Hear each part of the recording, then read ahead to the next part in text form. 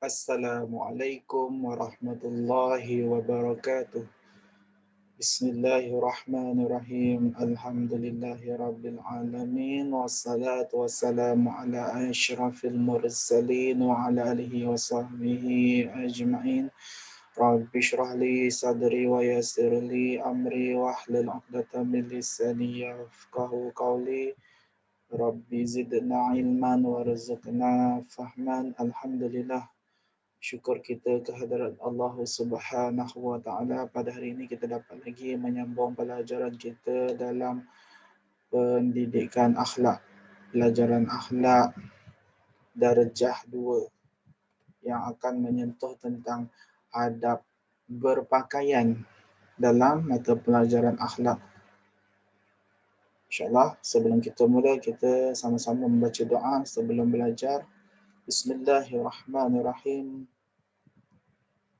Alhamdulillahi rabbil alamin. Wassalatu wassalamu ala asyrafil mursalin wa ala alihi wa sahbihi ajma'in. Allahumma aftah alaina hikmataka wa anshur alaina min khazaini rahmatika. Rabbana syrah lana sudurana wa yassir lana umurana. Allahumma akhrijna min zulumatil wahmi wa akrimna binuril fahmi. وافتح لنا بمعرفة العلم ونور قلوبنا وسهل لنا أبواب فضلك يا أرحم الراحمين. وصلى الله على سيدنا محمد وعلى آله وصحبه وسلم. Alhamdulillahi rabbil alamin. InsyaAllah hari ini kita akan belajar tentang adab berpakaian. Kemudian kita akan belajar tentang doa memakai dan menanggalkan pakaian. Kemudian pakaian sopan dan tidak sopan kita lihat. Kemudian satu lagi, pakaian yang bertentangan dengan syarak. Banyak InsyaAllah pelan-pelan kita belajar. Kita mulakan dengan adab berpakaian 2.3. Yang pertama, hendaklah membaca basmalah, iaitu Bismillahirrahmanirrahim. Dekat sini kita sedia maklum, apa pun pekerjaan yang baik yang kita buat, yang harus, yang baik yang kita buat, kita mesti mulakan dengan basmalah, dengan Bismillahirrahmanirrahim.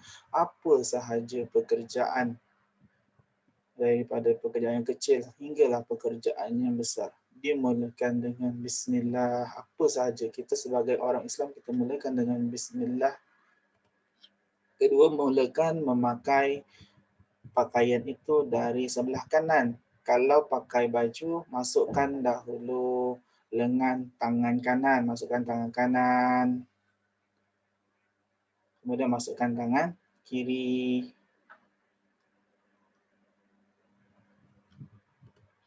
Mulakan menanggalkan pakaian dari sebelah kiri. Tanggalkan baju pula, tanggalkan daripada sebelah kiri. Keluarkan dengan tangan sebelah kiri ataupun seluar sebelah kiri. Begitu juga dengan baju, dengan memakai pakaian tadi. Kalau pakai seluar, pakai dengan kaki kanan. Kalau tanggalkan seluar, tanggalkan dengan kaki kiri dahulu.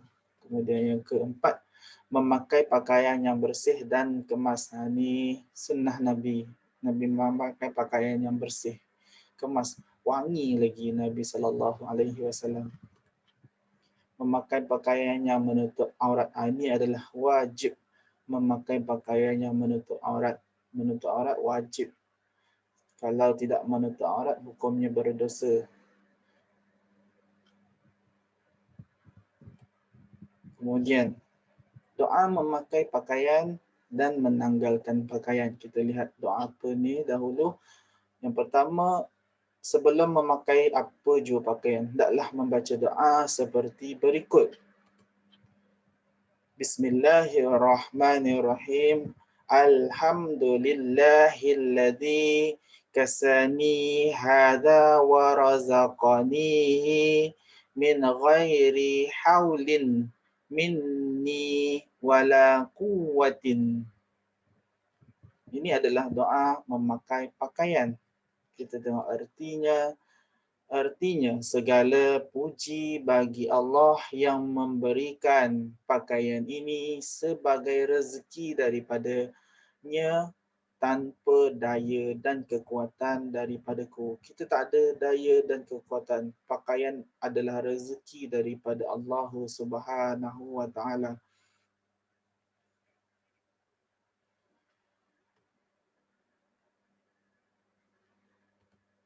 Sedikit info tentang doa tadi. Doa ini diambil daripada riwayat Imam Abu Daud, hadis daripada muka surat dari hadis daripada nombor 4023. 4023. Kemudian firman Allah Subhanahu wa taala tentang doa pakaian dan menanggalkan pakaian. Wala tubdina zinatahunna illa subhanallah. A'udzu billahi minasyaitonir rajim. Wala tubdina zinatahunna illa ma zahara minha. Surah An-Nur ayat 31. Dan janganlah mereka memperlihatkan perhiasan tubuh mereka kecuali yang zahir daripadanya. Kalau nak tukar pakaian, pergilah tempat-tempat yang tertutup, tempat-tempat yang orang tak nampak. Jangan tukar pakaian beramai-ramai. Tukarlah pakaian tempat-tempat yang tertutup untuk bilik yang seorang-seorang dan elakkan tukar pakaian di dalam tandas kerana di dalam tandas juga banyak syaitan. Takkanlah kita nak menukar pakaian kita di dalam tandas. Sedangkan dalam tandas kita tidak boleh membaca bismillah, tak boleh baca doa. Tempat dilarang kita menyebut nama Allah, nama Rasul. Seeloknya kita cari tempat yang bukan tandas, tempat persalinan pakaian.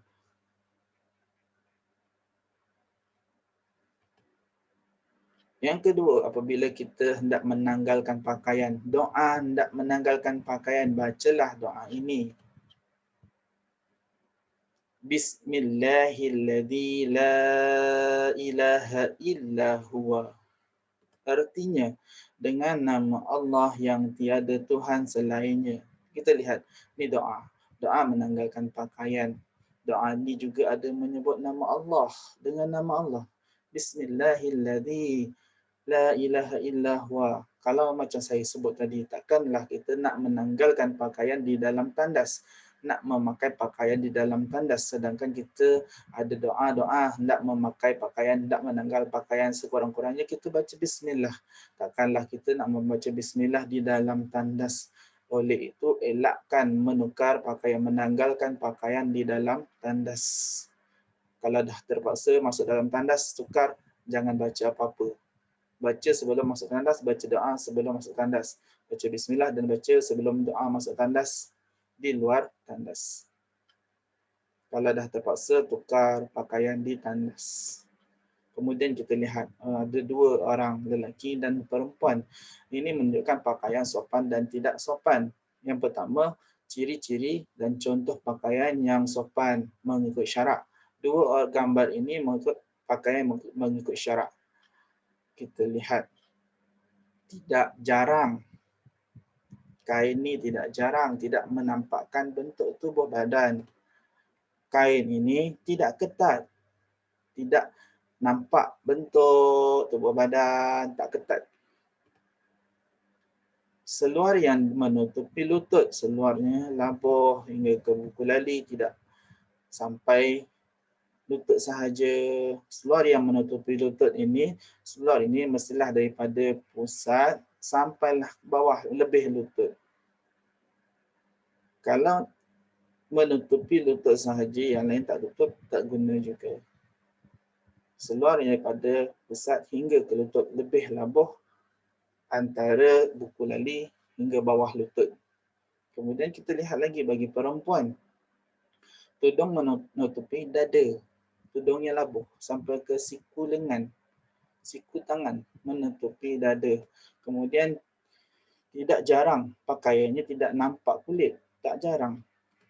Kemudian menutup kaki.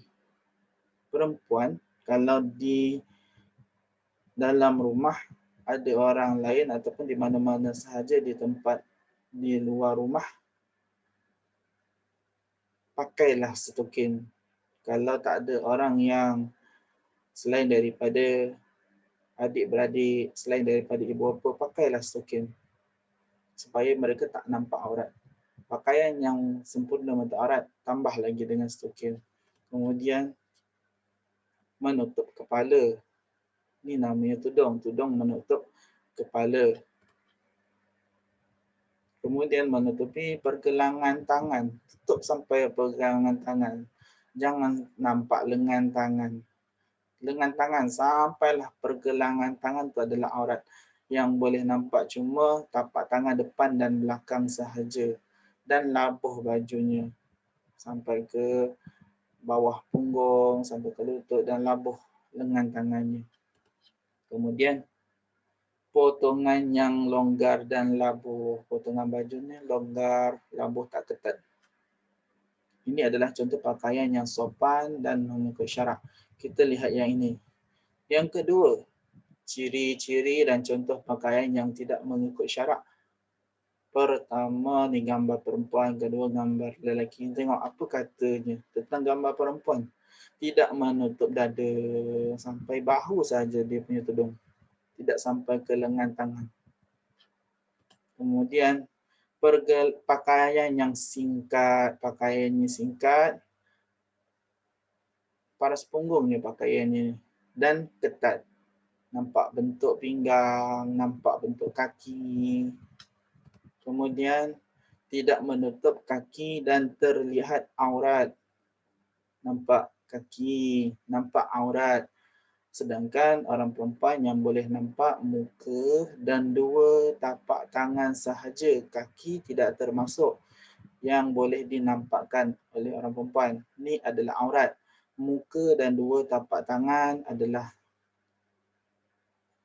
yang dibolehkan didedahkan, dinampakkan, dizahirkan. Aurat perempuan seluruh tubuh badan kecuali muka dan kedua tapak tangan. Aurat lelaki daripada pusat sampailah membawa ke lutut. Bukan pusat dan lutut sahaja. Ayat dia daripada pusat hingga membawa ke lutut. Kita tengok seterusnya. Bagi lelaki, baju yang ketat dan nipis. Baju ni ketat, nampak bentuk tubuh badan, nampak pinggang, nampak dada. Lepas tu bajunya nipis. Nampak sampai bawah pusat pun masih nampak. Ini dikira aurat. Atas pusat walaupun bukan aurat, dikira tidak sopan. Bawah pusat dikira aurat. Berdosa. Kemudian seluar pendek tidak melepasi lutut. Seluar ini tidak melepasi lutut. Nampak lagi bahagian daripada lutut sampai ke atas. Lebih-lebih lagi bila dia menunggang motosikal ataupun menunggang basikal. Seluar ini sudah tentu mudah terselak. Nampak bahagian atas lutut. Itu adalah aurat. Aurat didedahkan, hukumnya berdosa. Kalau boleh lebih bawah lutut. Jangan sampai labuh sangat sehingga bawah lutut hingga paling panjang hingga ke buku lali. Kemudian kita lihat pakaian yang bertentangan dengan syarak. Yang pertama, pakaian yang tidak mengikut syarak ni nipis dan jarang. Yang kedua, pakaian yang tidak mengikut syarak bertujuan dan kemasyhuran, kemegahan. Pakaian tadi ada tujuannya untuk kemasyhuran dan kemegahan. Dia nak nampak dipandang orang, nampak dia hebat, nampak dia besar. Kemudian ketat dan sendat. Pakaian yang dilarang. Nampak bentuk tubuh badan, ketat dan sendat. Kemudian menyerupai perempuan. Bagi orang lelaki, tak boleh menyerupai pakaian perempuan, tak boleh pakai pakaian perempuan. Bagi orang perempuan pula tak boleh pakai pakaian orang lelaki. Kemudian daripada binatang buas. Tak boleh pakaian tadi dibuat daripada kulit binatang buas. Kulit harimau, kulit buaya, kulit biawak, apa sahaja kulit. Walaupun kita gunakan untuk tali pinggang, tidak dibenarkan dalam Islam. Seterusnya menampakkan susuk tubuh Pakaiannya tadi nipis, jarang nampak susuk tubuh badan, ataupun pakaian yang ketat, nampak susuk tubuh badan. Apabila nipis di balik matahari, nampak bentuk tubuh badan, ataupun ketat. Kemudian menjolok mata. Pakaian yang menjolok mata ni samalah nampak aurat, nampak tubuh badan. Menjolok mata ni lebih orang sensitif. Menjolok mata, terlihat saja mata kita nak pandang, lihat saja mata nak pandang, menjolok mata. Kemudian singkat, pakaian yang singkat, nampak betis, nampak lutut, nampak peha. Pakaian yang singkat, lengan panjang, lengan tangan bagi orang perempuan, lengan yang pendek, pakaian yang singkat, tudung yang singkat. Kemudian pembaziran dan berlebih-lebihan. Tak boleh pakaian tu jadi membazir dan berlebih-lebihan sampai melirik-lirik ke tanah. Tak boleh jadi macam tu, berlebih-lebihan. Pembaziran namanya. Kemudian bagi lelaki dilabuhkan melebihi buku lali. Tak boleh.